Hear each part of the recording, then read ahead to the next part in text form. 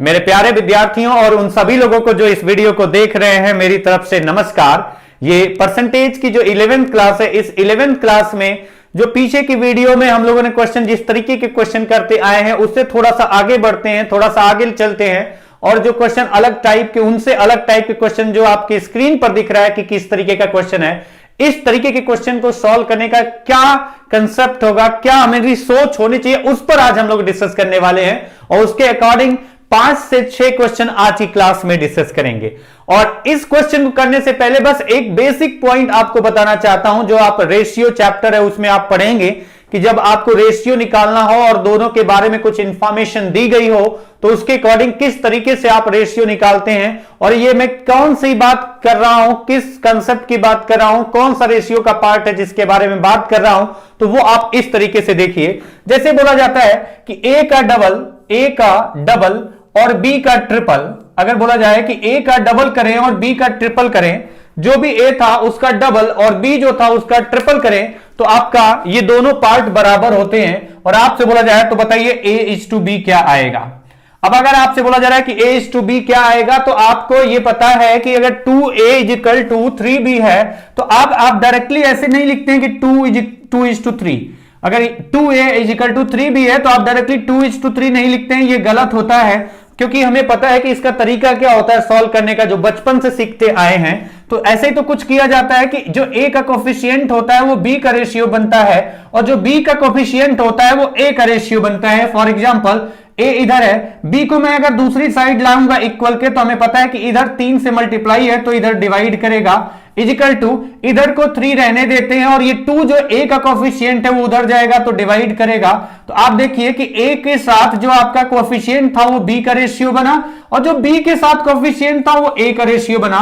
मतलब A:B अगर लिखा जाए 2A = 3B, देन A:B = 3:2, यानी ए का कोफिशिएंट बी का रेशियो बनेगा और बी का कोफिशिएंट ए का रेशियो बनेगा। ये एकदम बेसिक पॉइंट है, आप समझें अगर ध्यान से तो यही कंसेप्ट यूज करने वाले हैं, रेशियो का यूज करके क्वेश्चन का आंसर निकालने वाले हैं। और कौन सा रेशियो का पार्ट यहां पर यूज होने वाला है, तो थोड़ा सा मैंने आपको यहां पर हिंट दिया है कि 2A = 3B लिखा है तो A:B पूछा जाता है, तो आपका 2A = 3B है तो B का कोफिशिएंट A का रेशियो बनेगा और A का कोफिशिएंट B का रेशियो बनेगा।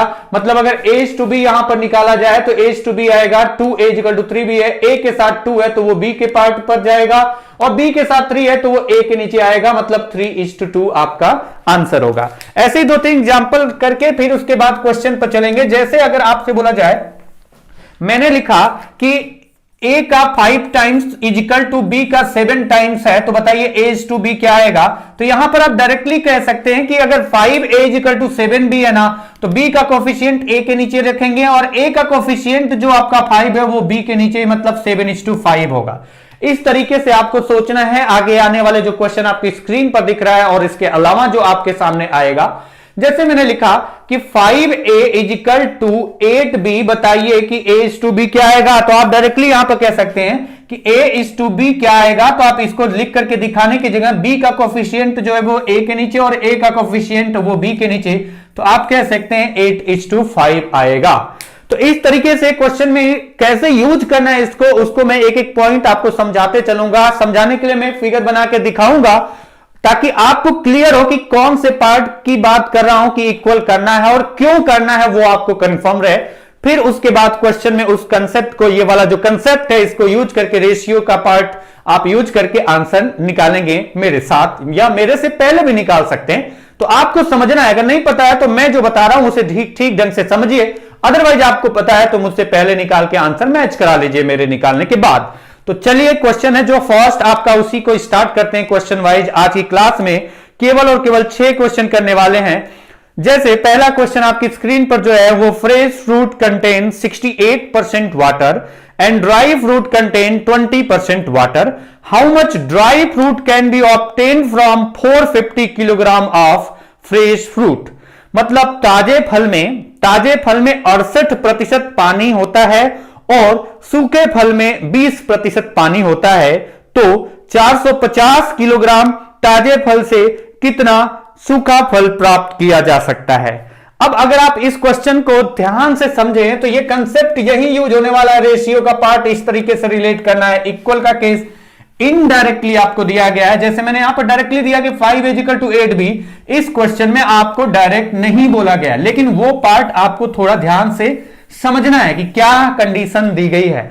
जैसे अगर थोड़ा ध्यान से समझे इस क्वेश्चन में, तो क्या कहा गया है, तो कहा यह गया है कि जो फ्रेश फ्रूट है, जो ताजा फल है, फ्रेश फ्रूट, उसमें कितने % पानी है, तो उसमें पानी है, आपसे बोला गया है जो फ्रेश फ्रूट है उसमें पानी की मात्रा बताई गई है, इसमें पानी की मात्रा कितनी है, 68%। मतलब आपसे बोला गया है कि जो ताजा फल होता है उसमें 68% पानी है। ताजे फल में, इस क्वेश्चन के अकॉर्डिंग ताजा फल है जो, उसमें 68% पानी है। अच्छा, अगर इसका जो भी फ्रेश फ्रूट की मात्रा होगी उसका 60% वाटर है, तो बाकी तो क्या होगा, बाकी पल्प होगा। अगर इसका 68%, अगर जो फ्रेश फ्रूट है उसका 68% पानी है, तो बाकी क्या होगा, पल्प होगा। पानी, अगर पानी है तो पल्प, पल्प का मतलब गूदा, पानी को छोड़ करके जो बाकी पार्ट बचा हम उसको पल्प के फॉर्मेट में लिख रहे हैं कि वो पल्प है। तो बताइए ताजे फल का 68% पानी है, तो पल्प कितना है, तो आप कह सकते हैं कि जो पल्प होगा 100% से 68% निकाल दें तो 32%, यानी ताजे फल में कितने प्रतिशत पल्प होता है, गूदा होता है, तो 32% दी गई कंडीशन के अकॉर्डिंग। अब ये नहीं कि हमेशा कोई भी फल ले लो उसमें 32% आप कहोगे कि पल्प होगा। अब अगर आप बताइए कि इसको सुखा करके ड्राई फ्रूट बनाते हैं, अगर हम इसको सुखा करके ड्राई फ्रूट बनाते हैं तो जो ड्राई फ्रूट है उसमें कितना पानी है, तो आपसे क्वेश्चन में बताया गया है कि जो ड्राई फ्रूट है उसमें पानी है 20%, यानी वाटर के बारे में बोला गया कि इसमें 20% है। अच्छा, अगर इसमें 20% पानी है, जो ड्राई फ्रूट है 20% पानी है, तो आप कह सकते हैं कि पल्प कितना होगा, तो आपका आंसर होगा पल्प होगा 100 में से 20% वाटर हटा दो तो आपका आ जाएगा 80%। यानी ताजे फल में जो पल्प होगा वो होगा 32% और सूखे फल में पल्प कितना होगा, 80%। पॉइंट ध्यान देने वाला यह है कि ताजे फल से अगर हम सूखा फल प्राप्त करेंगे तो उसमें जो पानी होगा वो वाष्पीकृत होगा, और जो पानी वाष्पीकृत होगा तो पानी की मात्रा चेंज होगी। जो पल्प होगा, जो गूदा होगा, वो तो उतना ही रहेगा। मेन आपका यही क्वेश्चन है कि जब भी हम फ्रेश फ्रूट से ड्राई फ्रूट ऑब्टेन करते हैं तो जो पानी की मात्रा होता है, पानी जो होता है उसमें जो पानी की मात्रा होती है वो कम होती है, पानी आपका वो वाष्पीकृत हो जाता है, यानी पानी की मात्रा कम हो जाती है। लेकिन पल्प की मात्रा दोनों केस में क्या होगी, तो हमें पता चल गया कि जो पल्प होगा वो दोनों केस में सेम रहेगा, क्योंकि हमारा जो ताजे फल से सूखा फल प्राप्त होगा तो उसमें पानी ही वाष्पीकृत होगा, पल्प नहीं। तो पल्प की मात्रा, जो पल्प की मात्रा फ्रेश फ्रूट में होगी वही पल्प की मात्रा ड्राई फ्रूट में होगी। तो हम कह सकते हैं कि जो फ्रेश फ्रूट है उसका 32% बराबर ड्राई फ्रूट जो है उसका कितना, 80%। तो हम कह सकते हैं 32% फ्रेश फ्रूट का, फ्रेश फ्रूट की जो मात्रा होगी उसका 32% बराबर होगा ड्राई फ्रूट की जो मात्रा होगी उसके 80% के। जो ड्राई फ्रूट की मात्रा होगी उसका 80% बराबर होगा फ्रेश फ्रूट के 32% के। तो आप यहां से कह सकते हैं कि फ्रेश फ्रूट का और ड्राई फ्रूट का रेशियो अगर निकालना हो कि फ्रेश फ्रूट और ड्राई फ्रूट के मात्रा का जो रेशियो होगा वो क्या होगा, तो आप अगर यहां से देखें तो ये कैंसिल हो रहा है 16 से 5 टाइम्स और 16 से 2 टाइम्स। तो मैंने अभी थोड़ी देर पहले बताया था 2 into fresh fruit is equal to 5 into dry fruit है, तो ड्राई फ्रूट का कोफिशिएंट फ्रेश फ्रूट के नीचे और फ्रेश फ्रूट का जो कोफिशिएंट है वो ड्राई फ्रूट के नीचे रखेंगे, डायरेक्टली आपका रेशियो आ जाएगा फ्रेश फ्रूट और ड्राई फ्रूट का। जब इक्वल का पार्ट आए, ये वाला वैसे ही तो है जैसे 2 fresh fruit in equal to 5 into dry fruit, तो अगर ए भी होता तो हम कहते हैं 5 2 है तो फ्रेश फ्रूट ड्राई फ्रूट है, तब भी तो वही होगा, नाम बदलने से तो होगा नहीं कुछ। तो फ्रेश फ्रूट का ड्राई फ्रूट से क्या रेशियो होगा, तो आप 2:5 नहीं कहेंगे, आप क्या कहेंगे 5:2। और अगर इस क्वेश्चन में प्रॉब्लम भी है तो आपको दिखा दूं fresh fruit upon dry fruit is equal to, ये तो 5 है, अगर 2 को इधर लाएंगे तो नीचे जाएगा, तो वही मैंने यहां पर लिखा है कि ड्राई फ्रूट और फ्रेश फ्रूट का क्या रेशियो होगा, तो आपके सामने स्क्रीन पर दिख रहा है। तो अगर इक्वल का बीच में साइन लगा है ना तो कोएफिशिएंट को बदल के लिख दीजिए, वही रेशियो होगा उनकी मात्रा का, यहां पर आपको समझ में आना चाहिए। ये कंडीशन जो दी गई है इस कंडीशन के अकॉर्डिंग बस आपको ये पार्ट यूज करना है, ये लिखा आपने और रेशियो निकाला और फिर आंसर पर आ गए।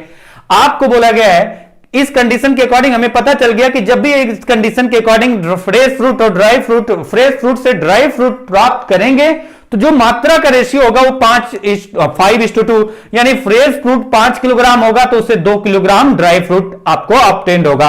फ्रेश फ्रूट 500 किलोग्राम होगा तो ड्राई फ्रूट उसे कितना ऑब्टेन्ड होगा, 200 किलोग्राम। तो इसी रेशियो में फ्रेश फ्रूट से ड्राई फ्रूट ऑब्टेन्ड होगा आपका, यानी पानी की मात्रा उड़ जाए, पानी की मात्रा निकल जाए और फ्रेश फ्रूट 5 किलोग्राम हो तो ड्राई फ्रूट कितना बचेगा, 2 किलोग्राम। तो अब आइए क्वेश्चन पे, बोला गया कि 450 किलोग्राम फ्रेश फ्रूट से कितने किलोग्राम ड्राई फ्रूट ऑब्टेन्ड होगा। तो हम कहेंगे फ्रेश फ्रूट जो मात्रा आपको बोला गया है 5 रेशियो, वो बोला गया 450 किलोग्राम। तो एक रेशियो की वैल्यू कितना आ गई, 90 किलोग्राम। तो दो रेशियो की वैल्यू कितना होगी, तो आपका आंसर होगा 180 किलोग्राम। सिंपल सा लॉजिक, आपको बस इतना समझना था कि ये इक्वल होता है। इस कंडीशन के अकॉर्डिंग मैंने समझाया कि पानी जो होगा वो इवेपोरेटेड होगा, तो जो पानी की मात्रा होगी वो चेंज होगी, लेकिन जो पल्प की मात्रा होगी वो दोनों केस में सेम होगी। तो अगर आप अगले क्वेश्चन पे चलें, इसी तरीके का क्वेश्चन आपको मिलेगा कई सारा, आपको एकदम क्लियर हो जाएगा। इस क्वेश्चन में अगर आप देखें तो क्वेश्चन है, fresh fruit contain 70% water and dry fruit contain 10% water. How much dry fruit can be obtain from 360 kilogram of fresh fruit. बोला गया ताजे फल में 70% पानी होता है और सूखे फल में 10% पानी होता है, तो 360 किलोग्राम ताजे फल से 360 किलोग्राम ताजे फल से कितने किलोग्राम ड्राई फ्रूट प्राप्त किया जा सकता है। अच्छा, फिर से तो क्वेश्चन वही है ना, आपको पता चल गया कि कौन सी मात्रा बराबर होगी। तो हमें पता चल गया, हमें पता होना चाहिए कि इसमें जो होगा फ्रेश फ्रूट से ड्राई फ्रूट ऑब्टेन करेंगे तो जो पल्प की मात्रा होगी दोनों केस में बराबर होगी। तो मैं यहां पर फिर से लिखने की जगह आप चेक कर लेना इस तरह से लिख करके, बस इतना कहूंगा। आप बताइए फ्रेश फ्रूट में कितने परसेंट आपका पानी, कितने परसेंट पानी है। तो आपको पता चला कि 70% पानी है, तो पल्प कितना होगा, तो फ्रेश फ्रूट में 70% पानी है, 100 से 70 हटा दो, यानी फ्रेश फ्रूट का 30% क्या होगा, पल्प होगा। फ्रेश फ्रूट का 30% क्या होगा, पल्प होगा। आप लिख लेना, इस तरीके से लिखना हो तो लिखने की जरूरत नहीं होती, बस मैंने आपको समझाया है कि दोनों केस में पल्प की मात्रा बराबर होगी। अब आप देखिए फ्रेश फ्रूट में 70% पानी है तो पल्प कितना होगा, 30%, यानी फ्रेश फ्रूट का 30% बराबर ड्राई फ्रूट में 10% वाटर है। अगर 10% वाटर है तो पल्प कितना होगा, 90%, यानी जो भी ड्राई फ्रूट है उसका 90% निकालेंगे तो पल्प आएगा। पल्प आएगा किसका, 90%, तो ड्राई फ्रूट का। तो हमें पता चल गया ड्राई फ्रूट में जो ड्राई फ्रूट की मात्रा होगी उसका 90% पल्प है, और फ्रेश फ्रूट में जो फ्रेश फ्रूट की मात्रा होगी उसका 30% पल्प है, और ये दोनों बराबर होंगे। अगर ये दोनों बराबर होंगे ही बराबर, तो अगर ये दोनों बराबर होंगे तो फ्रेश फ्रूट और ड्राई फ्रूट की मात्रा का क्या रेशियो होगा, तो आप कह सकते हैं 0 0 कैंसिल, परसेंटेज का साइन तो कैंसिल ही हो जाएगा। 3 से ये एक बार और ये 3 से कितनी बार गया, 3 बार। तो अगर देखें तो यहां पर पता कर सकते हैं कि ड्राई फ्रूट का कोफिशिएंट 3 वो फ्रेश फ्रूट के नीचे, और फ्रेश फ्रूट का कोफिशिएंट 1 वो ड्राई फ्रूट के नीचे, यानी रेशियो क्या आ जाएगा, फ्रेश फ्रूट और ड्राई फ्रूट की मात्रा का दी गई कंडीशन के अकॉर्डिंग 3:1। तो हम यहां पर यह कह सकते हैं कि 3 किलोग्राम फ्रेश फ्रूट होगा तो उससे 1 किलोग्राम ड्राई फ्रूट ऑब्टेन्ड होगा, यानी इसी रेशियो में आपका फ्रेश फ्रूट से ड्राई फ्रूट ऑब्टेन्ड होगा। और अगर इसी रेशियो में होगा तो बोला गया कि 360 किलोग्राम फ्रेश फ्रूट से 360 किलोग्राम फ्रेश फ्रूट, यानी 3 रेशियो की वैल्यू दी गई 360 किलोग्राम, और आपको बोला गया ड्राई फ्रूट कितना ऑब्टेन होगा, क्वेश्चन मार्क है। एक रेशियो की वैल्यू कितना आ गई, तो हम कह सकते हैं 120 किलोग्राम। तो यहां एक रेशियो की ही वैल्यू बताना है, तो आंसर कितना होगा, 120 किलोग्राम। अगर इसी तरीके से आगे के क्वेश्चन पे चलें, आगे के क्वेश्चन भी कुछ ऐसे ही है। अगर आप देखें तो क्वेश्चन क्या है, a large watermelon weight 30 kilogram with 96% of its weight being water, it is allowed to stand in the sun and some of the water evaporates so that only 95% of its weight is water. Its reduced weight will be। एक बड़ा watermelon है जिसका भार 30 kilogram है, उसमें 96% पानी है, उसको धूप में रख के सुखाया जाता है, तो अब उस वाटरमेलन में केवल 95% पानी है। तो बताइए कि उसका घटा हुआ भार कितना है, मतलब उसमें से पानी इवेपोरेट्स हो गया, वाष्पीकृत हो गया, तो उसके बाद जो उसका भार है वो कितना किलोग्राम है, जबकि उसका पहले जो भार था जब वो सुखाया नहीं गया था तो 30 किलोग्राम था। तो चलिए अगर आप इस पार्ट को भी इसी तरीके से देखिए, आप थोड़ा ध्यान से समझेंगे कोई दिक्कत नहीं होगी। तो आप कुछ ऐसे देखिए कि ए लार्ज वाटरमेलन मतलब सूखने से पहले जो था, फ्रेश जो था, और फिर सूखने के बाद, फ्रेश एंड ड्राई, इसका रेशियो हम निकाल रहे हैं। सूखने के पहले, सूखने के बाद, इसका रेशियो हम निकाल सकते हैं, क्योंकि हमें पता है कि जब वाटरमेलन था उसका 30 किलोग्राम भार था, उसमें कितना परसेंट पानी था।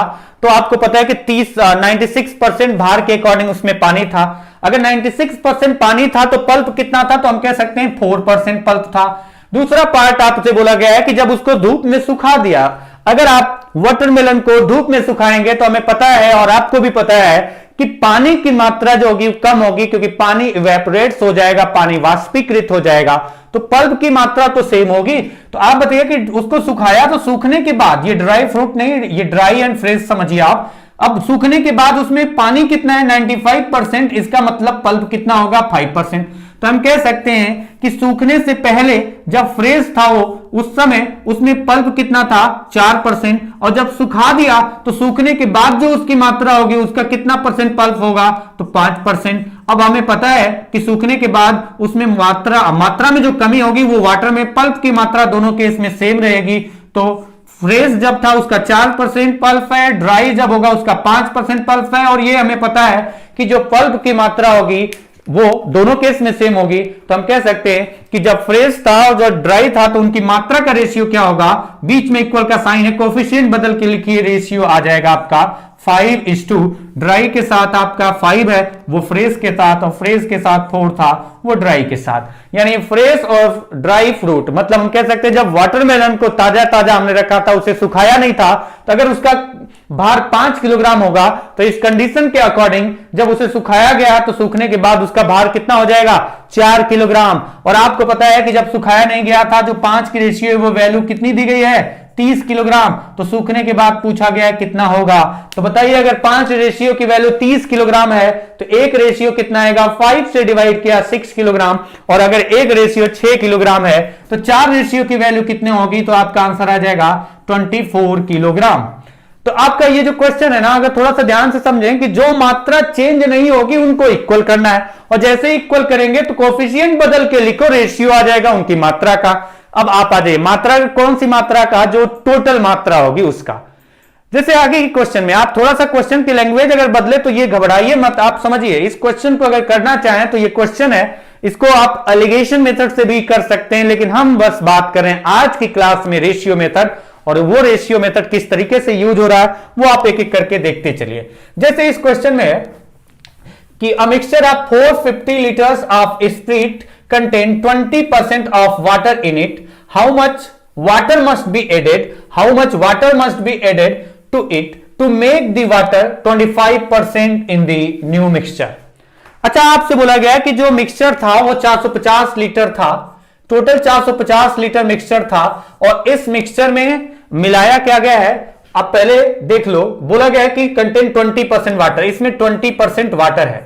वाटर कितना था इस 450 लीटर में, 450 लीटर में 20% पानी था, और इसमें मिलाया क्या गया, यानी ये जो आपका मात्रा था वो स्प्रिट और वाटर दोनों का है, इसमें स्प्रिट भी है और वाटर भी है, इसमें स्प्रिट भी है और वाटर भी है, जो 450 लीटर है, और उसमें से वाटर की मात्रा कितना है, 20%।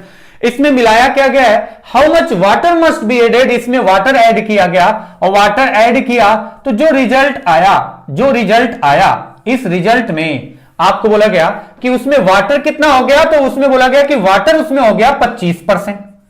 जो रिजल्ट मिला, मतलब जितनी भी मात्रा से 450 किलोग्राम, उस 450 किलोग्राम में जो मात्रा 450 किलोग्राम थी उसमें आपका स्प्रिट और वाटर भी था, और वाटर की मात्रा कितना थे, 20%। आपने उस मात्रा में जो टोटल 450 लीटर थी, आपने उसमें क्या मिलाया, आपने उसमें मिलाया है पानी, और जब पानी मिलाया तो जो टोटल मात्रा होगी, आप बताइए कि जो टोटल मात्रा होगी उसमें पानी की मात्रा चेंज हो जाएगी पहले की कंपेयर में या नहीं, हाँ होगी, क्योंकि पहले जितना भी पानी रहा होगा हमें नहीं पता, कैलकुलेट करने पर जो भी आएगा, अगर हम उसमें वाटर मिला रहे हैं तो वाटर की मात्रा जो 450 में थी और जो इसमें पानी मिलाने के बाद हो जाएगी मात्रा टोटल, दोनों केस में पानी की मात्रा तो चेंज होगी, लेकिन आप बताइए क्या स्प्रिट की मात्रा चेंज होगी? नहीं चेंज होगी। क्यों? क्योंकि आपको पता है कि इसमें स्प्रिट और वाटर था और आपने मिलाया वाटर। अगर आपने वाटर मिलाया तो स्प्रिट की मात्रा जो 450 में थी, इसमें वाटर मिलाने के बाद जो टोटल मात्रा होगी उसमें भी स्प्रिट की मात्रा सेम रहेगी, परसेंटेज की वैल्यू सेम नहीं रहेगी, लेकिन स्प्रिट की जो मात्रा होगी लीटर में वो सेम रहेगी। अब आप देखिए कि अगर स्प्रिट की मात्रा दोनों केस में सेम रहेगी तो पहले केस में आप बताइए कितना परसेंट आपका स्प्रिट था? तो आप बताइए जो 450 था उसमें 450 में कितना आपका स्प्रिट था? तो 20% पानी था तो 80% इसका था स्प्रिट। 20% पानी था तो 80% क्या था? स्प्रिट। मैं रेशियो निकालने की जगह मैं कह रहा हूं डायरेक्टली कैलकुलेट करके कर दूं यहां पर, अगर कैलकुलेट हो जा रहा है तो, क्योंकि पहले ही वैल्यू दी गई है। तो 450 का 80% बराबर होगा कितना हो जाएगा? या फिर ऐसे करते हैं कि जो 450 था उसमें 80%, उसका 80% यानी इनिशियल का 80% बराबर 450 में मिलाने के बाद जो मात्रा हुई, ऐसे लिख लेते हैं। 450 में कितना मिलाया पानी? पानी कितना मिलाया हमें नहीं पता, तो 450 में पानी मिलाया और उसमें कितनी मात्रा बराबर होगी? यानी अब आपका जो 450 में पानी मिलाने के बाद मात्रा हो गई, इसमें 25% पानी है और अगर इसमें 25% पानी है तो बताइए स्प्रिट कितना है? तो स्प्रिट की मात्रा इसमें कितना होगी? 25% पानी है तो 75% स्प्रिट होगा, 75% स्प्रिट होगा, मिलाया पानी है, इसका मतलब स्प्रिट की मात्रा दोनों केस में सेम होगी। और अगर दोनों केस में सेम होगी तो आप कह सकते हैं कि जो रेशियो, अगर आप यहां से देखें यहां पे डायरेक्टली कैलकुलेट भी कर सकते हैं, यहां पर तो कैलकुलेट करें तो परसेंटेज की वजह से परसेंटेज तो कैंसिल हो जाएगा, तो आप कह सकते हैं यहां पर डिवाइड करके देख सकते हैं 75 से 1 टाइम और 75 से ये कितनी बार जाएगा? तो 6 बार जा रहा है। अगर आप सही ढंग से यूज करते हैं, डिवाइड करना आता है, 75 का डबल 150 और 150 का ट्रिपल है, यानी आप 75 से डिवाइड करेंगे 450 को तो 6 टाइम, 8 6 जा 480 या इजिकल टू 450 प्लस W, यानी वाटर की मात्रा कितनी आ गई? तो आप कह सकते हैं 30 लीटर। तो W इजिकल टू 30, मतलब वाटर की मात्रा जो मिलाई गई है वो कितना है? तो आपका आंसर होगा 30 लीटर है। अच्छा, अगर इसको थोड़ा सा अलग तरीके से अगर मैं इसी का यूज यहां पर करूं कि पहले मात्रा कितनी थी, तो पहले मात्रा आपको बताया गया 450 लीटर थी, बाद में कितनी मात्रा हो गई? तो बाद में मात्रा हमें नहीं पता है, लेकिन ऐसा कुछ है कि 450 प्लस वाटर ये हो गई है। तो अगर आप इस तरीके से लिखते हैं ना, तो आपको अगर इतने से ही आपको रेशियो निकाल के करना है तो भी आप कह सकते हैं कि पहले का 80%, 450 का 80% बराबर 450 प्लस W का 75% बराबर है। तो इसके नीचे क्या लिखेंगे? कोफिशिएंट बदल के 80 और इसके नीचे क्या लिखेंगे? 75, यानी रेशियो क्या आ गया? तो आप कह सकते हैं 15 और 16 का, और 15 और 16 का आ गया। तो बताइए कितना वाटर मिलाया है आपने? 15 था, 450 का वैल्यू 15 है और 450 प्लस W का वैल्यू 16, यानी W की वैल्यू कितना है? 1, और ये जो 1 मिलाया वो कितना है? अगर 15 की वैल्यू 450 लीटर है तो 1 की वैल्यू कितनी आ जाएगी? 15 से डिवाइड किया, यानी 1 की वैल्यू आ जाएगी कितना? तो 15 से डिवाइड करने पर 30 लीटर, और आपने 1 ही मिलाया है तो आपका आंसर कितना हो जाएगा? 30 लीटर। तो आप इस तरीके से भी कर सकते हैं और आप इस तरीके से भी सॉल्व कर सकते हैं, जो आपको सुटेबल लगे वो तरीका आप अप्लाई कर सकते हैं। जैसे अगले क्वेश्चन पे चलते हैं। अगला क्वेश्चन कुछ इस तरीके से देखिए, आपकी स्क्रीन पर दिख रहा है, बस ध्यान रखना है कि कौन सी मात्रा चेंज नहीं होगी, उसी के परसेंटेज को इक्वल करना है दोनों केस में। अगले क्वेश्चन में अगर आप ध्यान से समझे कि क्या कंडीशन दी गई है, तो बोला गया है कि 200 litres of mixture contain 15% water and the rest milk. The amount of milk that must be added so that the resulting mixture contain 87.5% milk each। अच्छा, इस क्वेश्चन में आप देख सकते हैं कि क्वेश्चन में बोला गया है कि टोटल मात्रा कितनी थी? जो मिक्सचर था वो 200 लीटर था, टोटल 200 लीटर था, और उस 200 लीटर जो मात्रा थी उसमें आपका क्या क्या था? उसमें मिल्क भी था और उसमें वाटर भी था। अब आपने उसमें मिलाया क्या है कि बोला गया कि इसमें मिल्क मिलाओ।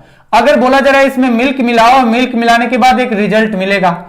अगर आप इसमें देखें तो इसमें भी आपका मिल्क और वाटर होगा, और आपका जब इसमें देखेंगे तो इसमें भी मिल्क एंड वाटर होगा, मिलाने के बाद इसमें मिल्क। तो मात्रा कौन सी चेंज नहीं होगी? हमें पता है कि जब हम मिल्क मिला रहे हैं तो मिल्क की मात्रा जो इनिशियल रही होगी उससे चेंज हो जाएगी। अगर मिल्क मिला रहे हैं, वाटर मिला नहीं रहे हैं, तो वाटर पहले केस में जितना रहा होगा वाटर दूसरे केस में भी उतना ही होगा। और दूसरा केस क्या है? 200 प्लस जो भी मिल्क की मात्रा मिलाया है आपने। तो अब आप देखिए कि जब वाटर का पार्ट जब मिलाया नहीं वाटर, आपने मिल्क मिलाया, तो मिल्क की मात्रा दोनों केस में चेंज होगी, लेकिन वाटर की मात्रा दोनों केस में सेम रहेगी। तो वाटर का परसेंटेज इक्वल करके हम रेशियो निकालेंगे यहां पर, और वाटर का परसेंटेज अगर हम इक्वल करके रेशियो निकालेंगे तो आप कैसे निकालेंगे वो देखिए कि पहले कितना था 200 लीटर और बाद में कितना हो गया 200 लीटर प्लस उसमें मिल्क मिला।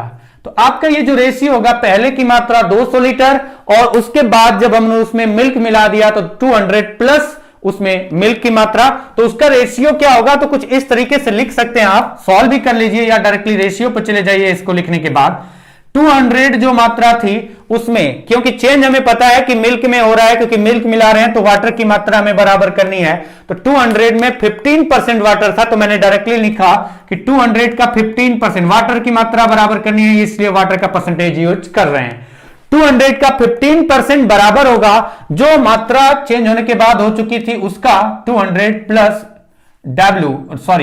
मिल्क है ना, 200 प्लस m का, क्योंकि इसमें मिल्क कितना है 87.5%। अगर 87.5% मिल्क है तो वाटर कितना होगा 100 माइनस 87.5, दैट विल बी 12.5%। यानी जो 200 लीटर का 15% निकालने पर वाटर आएगा वही वाटर होना चाहिए इसमें भी, क्योंकि मिल्क मिलाया है 200 प्लस उसमें मिल्क की मात्रा टोटल का 12.5%। और अगर हम कोफिशिएंट बदल के लिखें तो हमें पता चल जाएगा कि 200 प्लस m का जो कोफिशिएंट है वो 200 के नीचे लिखा जाएगा, और जो 200 का कोफिशिएंट है 15% वो जाएगा किसके नीचे, यहां पर जाएगा। और अगर इसको रेशियो के अकॉर्डिंग देखें कट करके तो 2.5 से डिवाइड अगर करते हैं तो 5:6, यानी आप बताइए कितना इसमें मिल्क मिला है, ये 200 है, ये 200 प्लस मिल्क और 5 से 6 हुआ, यानी 1 रेशियो आपने मिल्क मिलाया है। अच्छा, अगर 1 रेशियो आपने मिल्क मिलाया है तो आप बताइए 5 रेशियो की वैल्यू तो आपको पता ही थी, कितना लीटर थी 200 लीटर। 5 रेशियो अगर 200 लीटर है तो 1 रेशियो की वैल्यू कितनी आएगी, तो 5 से डिवाइड किया 40, यानी 1 रेशियो की वैल्यू 40 लीटर आ गई। तो हम कह सकते हैं 1 रेशियो मिलाया रेशियो के अकॉर्डिंग, और वो वैल्यू रेशियो के अकॉर्डिंग कितना आ रही है, एक्चुअल वैल्यू से रिलेट करें उसको तो 40 लीटर। तो अब अगले क्वेश्चन पे चलते हैं, और अगला क्वेश्चन है आज का लास्ट क्वेश्चन। आज का लास्ट क्वेश्चन, और इस क्वेश्चन को थोड़ा सा ध्यान से समझेंगे ना तो क्वेश्चन घुमाने की कोशिश की गई, अगर आप घूम गए तो कहानी खत्म, आपका क्वेश्चन गलत हो जाएगा या छोड़ देंगे आप क्वेश्चन को। लेकिन थोड़ा सा ध्यान से करेंगे ना तो आपको कोई दिक्कत नहीं होगी, बस थोड़ा सा ध्यान से करने की जरूरत है। और आप ऐसे कुछ देखिए, पहले तो क्वेश्चन पढ़ लेते हैं कि क्वेश्चन है क्या। क्वेश्चन बोला गया है, क्वेश्चन है in a school there are 1800 students last day except 4% of the boys, all the students were present in the school. Today except 5% of the girls, all the students are present in the school, but in both the days number of students present in the school were same, the number of girls in the school. किसी विद्यालय में 1800 विद्यार्थी थे। पिछले दिन 4% लड़कों को छोड़कर बाकी सभी विद्यार्थी उपस्थित थे उस स्कूल में, और आज 5% लड़कियों को छोड़कर बाकी सभी विद्यार्थी उपस्थित हैं स्कूल में। और यह बोला गया है कि पिछले दिन जो टोटल स्टूडेंट थे वो उतना ही है जितना कि आज टोटल स्टूडेंट हैं। एक छोटा सा बेसिक पॉइंट्स है, आप समझें इस पॉइंट को ध्यान से। आप बताइए, मैं कहता हूं, अगर मैं ऐसे कहूं कि पिछले दिन कुछ ऐसे, अगर थोड़ा सा ध्यान समझिए कि पिछले दिन जितने लोग थे आज भी उतने ही लोग हैं। टोटल 1800 स्टूडेंट्स हैं। एक एग्जांपल थोड़ा सा चेंज करके वैल्यू दे रहा हूं। मैंने कहा पिछले दिन जो था वो 50 स्टूडेंट नहीं थे। अगर 50 स्टूडेंट नहीं थे तो कितना रहे होंगे 1750। पिछले दिन अगर 50 स्टूडेंट नहीं थे तो कितना रहे होंगे 1750। और बोला यह गया है कि पिछले दिन अगर 1750 स्टूडेंट थे, पिछले दिन जितने स्टूडेंट थे आज भी उतने स्टूडेंट्स हैं, यानी आज भी कितने होंगे 1750। तो जितना पिछले दिन थे उतने ही आज भी हैं, तो इसका मतलब यह है कि जितना पिछले दिन नहीं थे उतना ही आज भी नहीं है। टोटल 1800 स्टूडेंट हैं। अगर मैं कहूं कि इस 1800 में से 500 लोग या 1500 लोग आए थे, यानी कितने लोग नहीं आए थे 300 लोग नहीं आए थे, यानी अनुपस्थित थे, प्रेजेंट नहीं थे। और मैं कहूं कि आज भी उतने ही लोग हैं जो उतने ही स्टूडेंट स्कूल में है जितना पिछले दिन थे, तो आज भी अगर 1500 है, इसका मतलब जो स्टूडेंट नहीं आए हैं वो आज भी कितने नहीं आए हैं, 300 ही नहीं आए। तो जितना पिछले दिन थे अगर आज भी उतने ही होंगे तो हम कह सकते हैं जितना पिछले दिन नहीं आए थे आज भी उतना ही नहीं आए हैं। वो परसेंटेज की वैल्यू अलग दिख रही होगी, वो अलग केस है। बस इतना ध्यान रखना कि अब आपसे मैं फिर से रिपीट कर दे रहा हूं कि टोटल 1800 स्टूडेंट्स हैं। एक और एग्जांपल दिखाता हूं इस तरीके से कि अगर मैं कहता हूं कि टोटल 1800 स्टूडेंट्स हैं और मैंने कहा कि पिछले दिन 1500 स्टूडेंट आए थे या 1200 स्टूडेंट आए थे, पिछले दिन अगर 1200 स्टूडेंट आए थे यानी कितने अनुपस्थित थे, 600 अनुपस्थित थे, यानी वो प्रेजेंट नहीं थे, वो नहीं आए थे। और मैं कहता हूं जितना पिछले दिन आए थे उतने ही आज भी आए हैं, जितना पिछले दिन आए थे उतने ही आज भी आए हैं। तो हम कह सकते हैं टोटल स्टूडेंट तो वही है, और जितना पिछले दिन आए थे उतने ही आज भी आए हैं। तो हम कह सकते हैं जितना पिछले दिन नहीं आए थे उतने ही आज भी नहीं आए हैं। जितना पिछले दिन नहीं आए थे उतना ही आज भी नहीं आए हैं।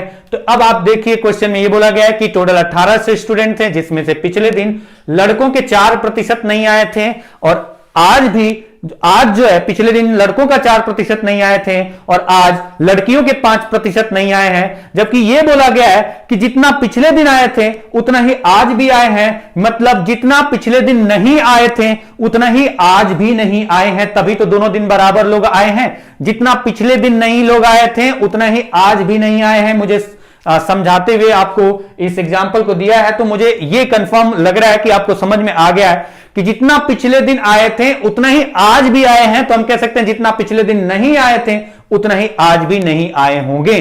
तभी दोनों दिन के नंबर ऑफ स्टूडेंट जो कि प्रेजेंट हैं वो बराबर हैं, मतलब नंबर ऑफ स्टूडेंट जो एब्सेंट हैं वो भी बराबर होंगे। और आपको पता है कि पिछले दिन कितने स्टूडेंट नहीं आए थे, तो जो बॉयज थे उसके 4% स्टूडेंट नहीं आए थे और आज कितने परसेंट स्टूडेंट नहीं आए हैं, तो जो गर्ल्स हैं उसका 5% स्टूडेंट, जो भी गर्ल्स की संख्या होगी इसका 5% स्टूडेंट जो है ना निकालने पर जो आएगा उतना नहीं आया है, और पिछले दिन जो बॉयज होंगे उसका 4% निकालने पर जो आएगा उतना नहीं आया है। तो हम कह सकते हैं ये दोनों पार्ट बराबर होगा, क्योंकि दोनों दिन बराबर लोग प्रेजेंट थे तो बराबर लोग एब्सेंट रहे होंगे।